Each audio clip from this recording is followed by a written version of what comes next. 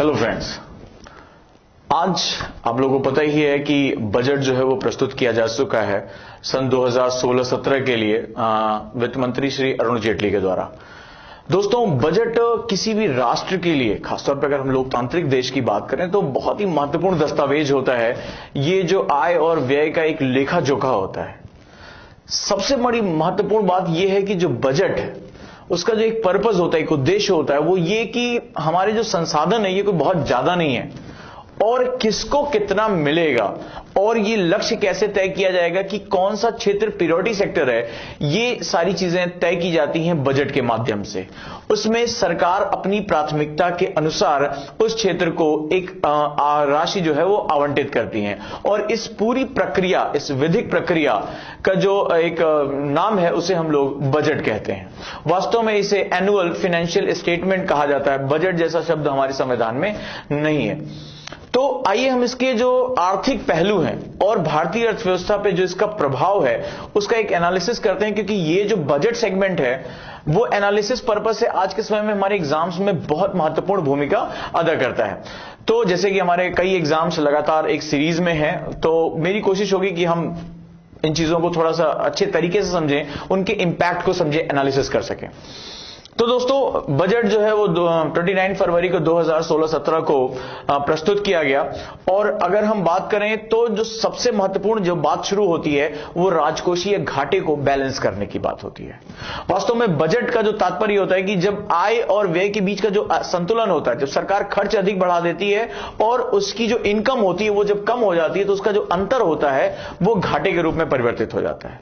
जब ये फिजिकल के रूप में होता है तो इसे हम लोग राजकोषीय घाटा कहते हैं। इस बार बजट में उसे 3.5% के स्तर पर रखने की बात कही गई है, जो यह बताती है कि सरकार वित्तीय अनुशासन के क्षेत्र में, यानी कि जो अनावश्यक खर्च है उसको धीरे धीरे कर्ब करना चाहती है। साथ ही साथ जो वो खर्च है डिजिटल टेक्नोलॉजी के माध्यम से वो टारगेटेड करना चाहती है, बिल्कुल लक्ष्य पे रखना चाहती है। इसी के तहत सबसे खास बात इस बजट में जो लगी, जो एक निकलकर सामने आई, सरकार मूलभूत अवसंरचना पर अधिक से अधिक खर्च करना चाहती है। और इस अगर हम बताया जाए तो पिछले बजट के मुकाबले सरकार ने अवसंरचना, यानी जो मूलभूत अवसंरचना है उस पर 15% खर्च बढ़ाया है।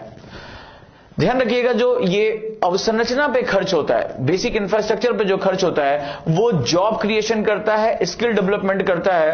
और अगर हम लॉन्ग टर्म की बात करें, लंबे समय के लिए, तो ये जो अवसंरचना का खर्च है वो राष्ट्र को एक आधारभूत मतलब एक मजबूती प्रदान करता है कि वो लंबे समय तक जो है वो विकास की दौड़ में आगे रहे। लोगों के लिए रोजगार सृजन अच्छी खासी मात्रा में होता है। आपने देखा कि इस बार जो है सड़क एवं रेलवे को अच्छा खासा बजट आवंटित किया गया है। तो चलिए जरा हम इनकी मुख्य बातों को एक सरसरी निगाह से देख लेते हैं, उसके बाद एक एक सेगमेंट पे हम लोग इस पे पकड़ के इसका एनालिसिस करते हैं कि क्या चुनौतियां और इस बजट के माध्यम से उन्हें कैसे जो है सुलझाने की कोशिश की गई है। यदि बात करें तो 2 वर्षों से आपको पता है कि अल निनो, जो कि आपने देखा कि समुद्री धारा है, उसकी वजह से हमारे मानसून पर बड़ा विपरीत प्रभाव पड़ता है और 2 वर्षों की जो स्थिति है, लगातार 4 सीजन से भारतीय मानसून बहुत बुरी तरह से प्रभावित है। और भारतीय कृषि की अगर हम बात करें तो लगभग 45 से 55% की अगर खेती है वो हमारी मानसूनों पर आधारित है। और मानसूनों का खराब होने का मतलब है हमारी जो कृषक है उनकी रीढ़ की हड्डी का टूट जाना। इस आधार पर जो ग्रामीण अर्थव्यवस्था है वो बहुत बुरी तरीके से मार झेल रही है। और इसी को जरूरत रखते हुए इस बार वित्त मंत्री ने कृषि और ग्रामीण क्षेत्र के लिए काफी बड़े आवंटन किए हैं। अगर हम डाटा की बात करें तो सिंचाई एवं कृषि क्षेत्र को 47,912 करोड़ रुपए आवंटित किए गए हैं। यह पिछले बजट के मुकाबले दोस्तों 85% ज्यादा है। 85% जो है वो ग्रामीण और कृषि क्षेत्र के बजट में हुई बढ़ोतरी है। साथ ही साथ अवसंरचना को और गांव तक पहुंचाने के लिए 1 मई सन 2018 तक सभी गांव तक बिजली पहुंचाने का लक्ष्य रखा गया है। साथ ही साथ सरकार ने ग्रामीण विकास की जो परियोजना मनरेगा है, मनरेगा का बजट पिछले बजट से बढ़ाते हुए इसको 38,500 करोड़ तक पहुंचा दिया है। जो इस सरकार द्वारा सबसे बड़ा आवंटन है 38,500। ना सिर्फ बजट बढ़ाया है, साथ ही साथ इस मनरेगा को लक्ष्य आधारित भी किया गया है, यानी ग्रामीण अवसंरचना, खासतौर पर अगर हम बात करें जल के क्षेत्र में, यानी कि वाटर सेविंग के केस में, तो मनरेगा को और लक्षित किया गया है। यदि आगे हम चलें तो गांव पर होने वाले खर्च की भरपाई के लिए कैसे इसको मिटिगेट किया जाएगा, अतिरिक्त कर लगाया गया है। और यहां पर जैसा मैंने पहले कहा था, किसी से लिया जाएगा और किसी को दिया जाएगा। तो अगर ग्रामीण लोगों को देने के लिए वित्त मंत्री ने वो लोग जो सेवा कर देते हैं उन लोगों के ऊपर अतिरिक्त भार डाल दिया गया है। 0.5% अतिरिक्त उपकर लगाया गया है, ताकि इस पैसे से लगभग उम्मीद है सरकार को कि 5,000 करोड़ रुपए अतिरिक्त राशि प्राप्त होगी, उसको ग्रामीण क्षेत्र में वो लगाएंगे। अगर हम बात करें तो सेवा का जो दर है इससे 14.5% से बढ़कर 15% इसके बाद हो जाएगा। साथ ही साथ कारों पे भी जो टैक्स है वो 1% से 4% जो है बुनियादी ढांचा कर लगाने की घोषणा हुई है। एक तरह से ये स्वागत योग्य और बड़ा साहसिक कदम है अगर हम देखें तो।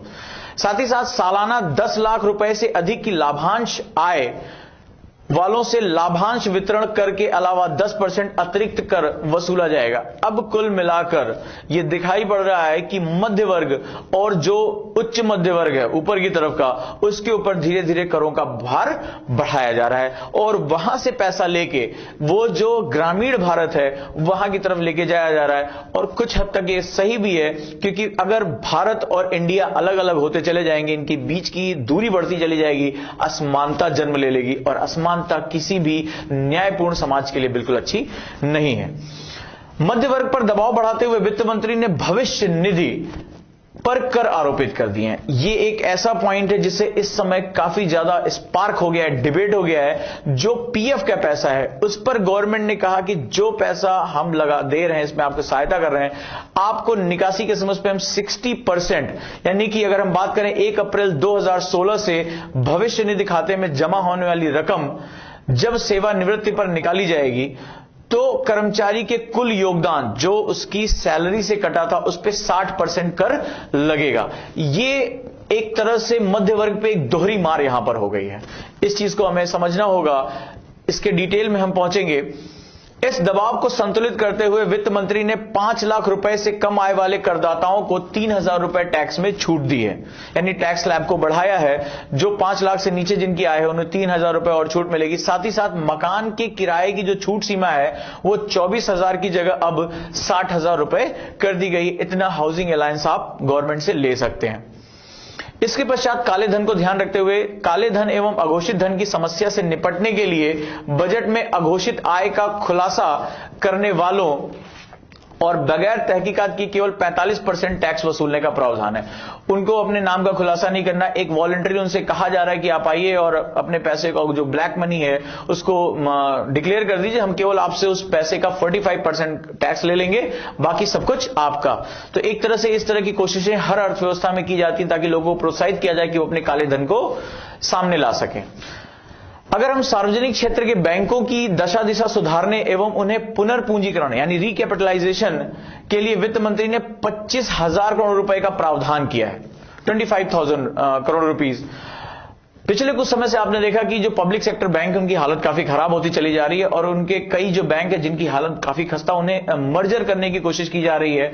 और इस हिसाब से माना जा सकता है कि उनकी स्थिति को सुधारने के लिए 25,000 करोड़ रुपए कोई बहुत बड़ी राशि नहीं है, फिर भी वित्त मंत्री ने इतना आवंटन किया है। बजट में वित्त मंत्री ने बैंकों की स्थिति को सुदृढ़ीकरण करने के स्पष्ट संकेत दिए हैं। उनका मानना है कि जो पब्लिक सेक्टर बैंक हैं ये वित्तीय समावेशन के लिए बहुत महत्वपूर्ण है, इनका स्वास्थ्य बहुत अच्छा बना रहना भारतीय अर्थव्यवस्था के लिए अत्यधिक आवश्यक शर्त है। अब हम एक एक क्षेत्र को पकड़ते हुए चलते हैं दोस्तों और उसकी एक कंप्लीट एनालिसिस करते हैं। और जहां हमने देखा कि इस बार हमारे बजट में एग्रीकल्चर को बहुत प्राथमिकता दी गई है, कृषि क्षेत्र।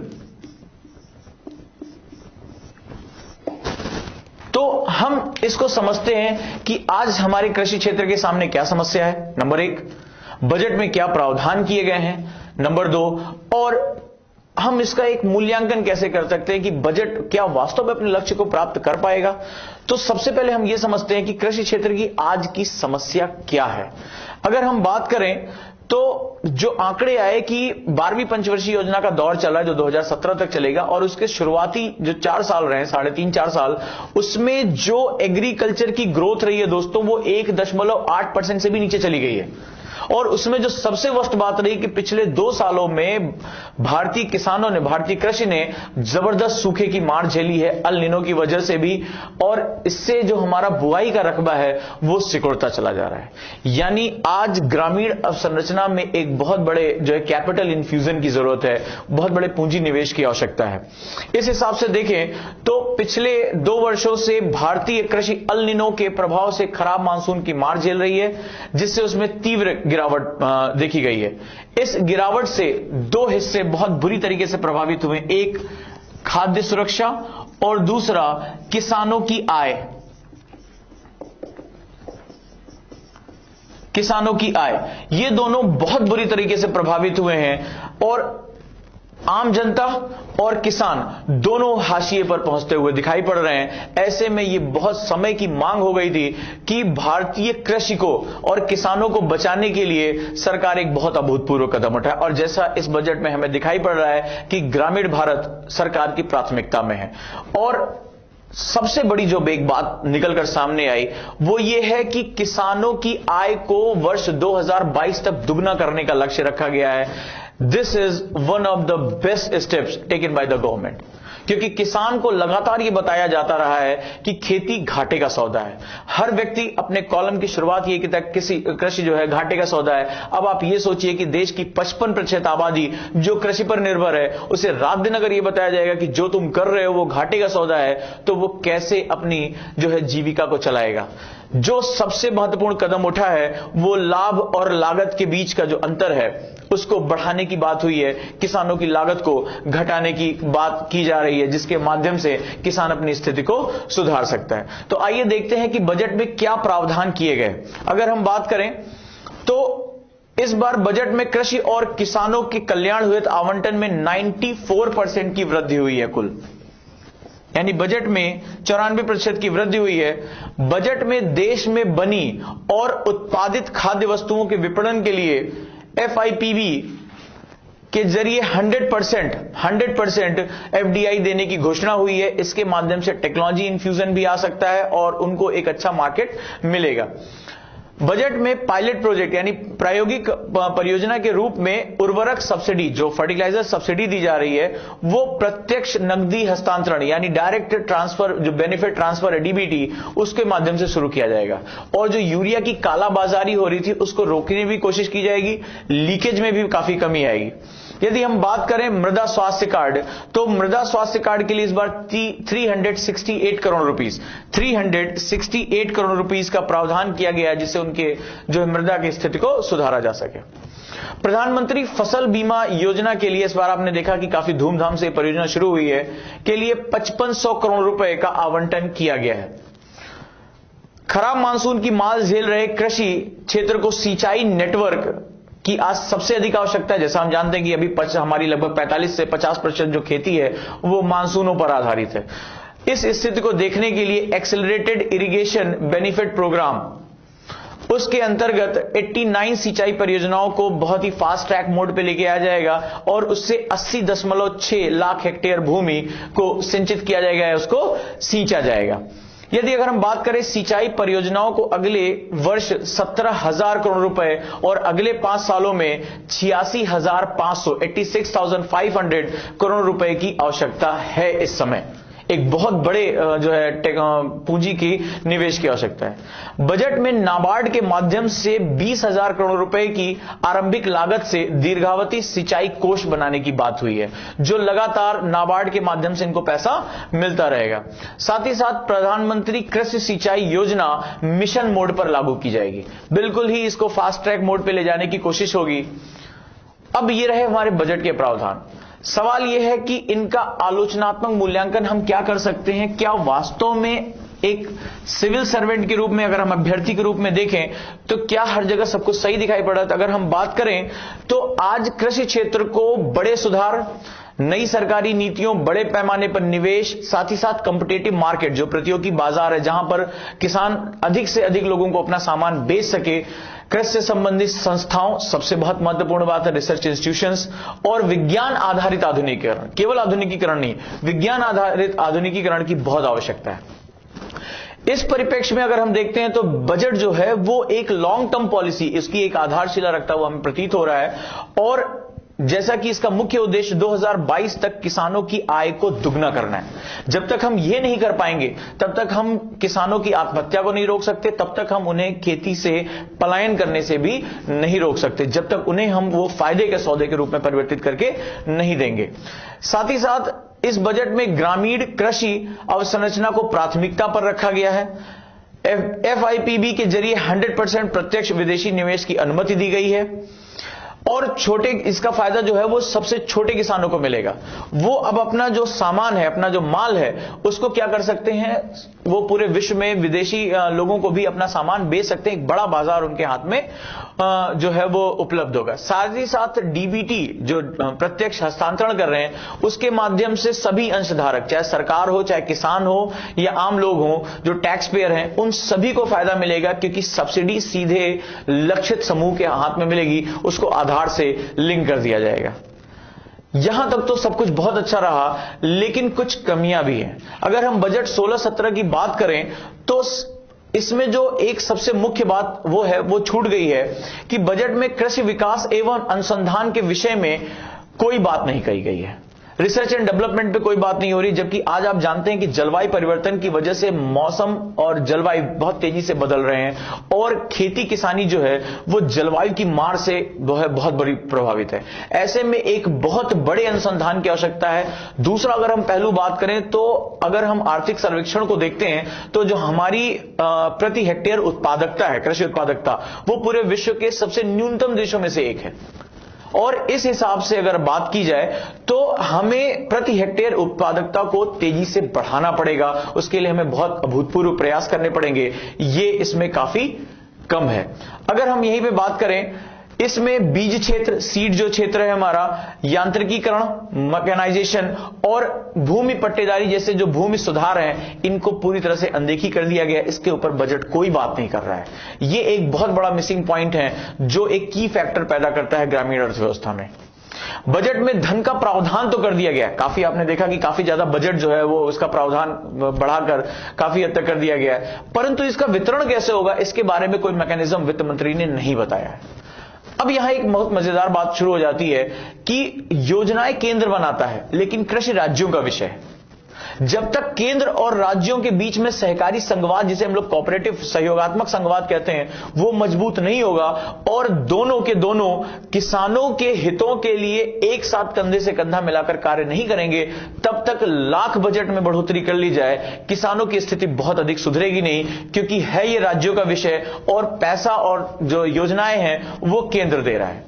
यहां पर एक बहुत बड़ा गैप हो जाता है, और अगर कृषि को आगे बढ़ाना है तो ये दोनों को कोऑपरेटिव फेडरलिज्म में आना ही पड़ेगा। इसी प्रकार हम लोग अगले जो है उन टॉपिक्स पे भी डिस्कशन करते हुए चलते हैं कि इस पे हम क्या मूल्यांकन कर सकते हैं।